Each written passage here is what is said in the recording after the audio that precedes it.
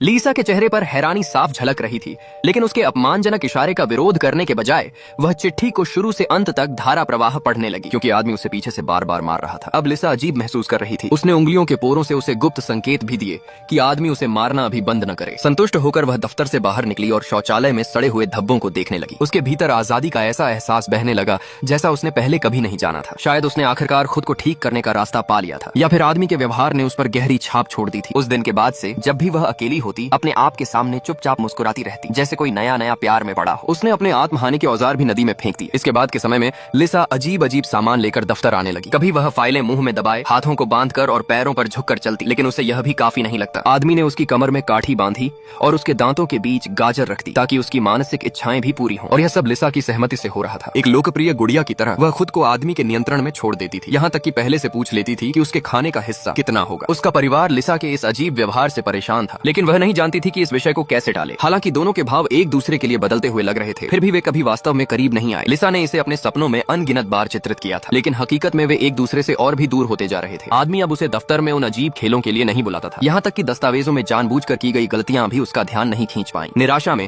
लिसा ने मौके पर ही अपनी सबसे अच्छी कलाएं दिखाई, लेकिन आदमी ने काम का बहाना बनाकर उसे रोक दिया। अपनी शारीरिक जरूरतें पूरी न कर पाने के कारण लिसा अपनी भीतरी चाहत को भी संतुष्ट नहीं कर पा रही थी। बाद में उस रात उसने आदमी के बारे में खोजबीन की। केवल कठिन चीजें ही उसे और अधिक तीव्र बना सकती थीं।